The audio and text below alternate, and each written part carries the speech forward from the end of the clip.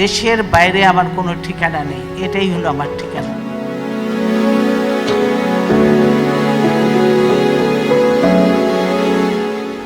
এই দেশ, এই দেশের মাটি মানুষই আমার সব কিছু। বেগম খালেদা জিয়া যেমনটি বলেছিলেন ঠিক যেন তাই হলো। স্বামী শহীদ জিয়াউর রহমানের পাশেই সমাহিত করা হলো তাকে।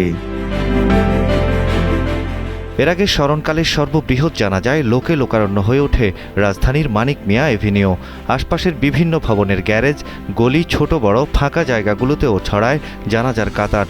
মিরপুর বিজয় সরণি, ফার্মগেট, ধানমন্ডি ২৭ ও কারণ বাজার এলাকাতেও লাখ লাখ মানুষকে দাঁড়িয়ে থাকতে দেখা যায়। সবার চোখে মুখে আপসহীন দেশনেত্রীকে হারানোর বেদনা। বিকেল ৩টা ৪ মিনিটে সংসদ ভবনের দক্ষিণ প্লাজা ও মানিক মিয়া অ্যাভিনিউতে হয় তার জানাজা।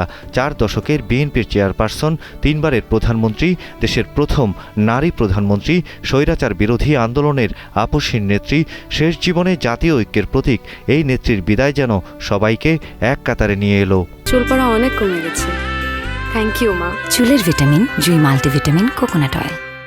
লাল সবুজের পতাকায় মোড়ানো মরদেহ যেন সবার প্রাণ শক্তি। জানাজার নামাজ পড়ান জাতীয় মসজিদ বাইতুল মোকাররমের খতিব মুফতি মোহাম্মদ আব্দুল মালেক।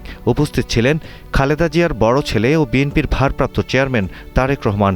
এছাড়া প্রধান উপদেষ্টা ডক্টর মোহাম্মদ ইউনূস, বিভিন্ন দলের নেতাকর্মী ও দেশি বিদেশি কূটনীতিকরা এতে অংশ নেন। রাজনৈতিক বিশ্লেষকরা বলছেন, জীবনের শেষ প্রান্তে এসে তিনি দল মতের ঊর্ধ্বে উঠে জাতীয় ঐক্যের প্রতীক হয়ে ওঠেন। তার বিদায়টাও যেন ছিল তেমনই গৌরবময়। নানা শ্রেণী পেশার মানুষ দলে দলে যোগ দেন তার জানাজায়। ঢাকার সব পথ মিশে যায় মানিক মিয়া এভিনিউতে। বাংলার মা, আমাদের জননী বেগম খালেদা জিয়া, তার মৃত্যুর কথা, তার মৃত্যুর বিষয় আজ সারা বাংলাদেশের 18 কোটি মানুষের হৃদয়ের স্পন্দন তিনি। আমরা এত শীতের ভিতরে কষ্ট করে আসছি। আমাদের দেশনেত্রী, তিনবারের প্রধানমন্ত্রী ছিল, উনি খুব সুন্দর ভালো মানুষ ছিল। ওনার জানাজার আমরা করতে আসছি ময়মনসিংহ শেরপুর আমাদের বাড়ি।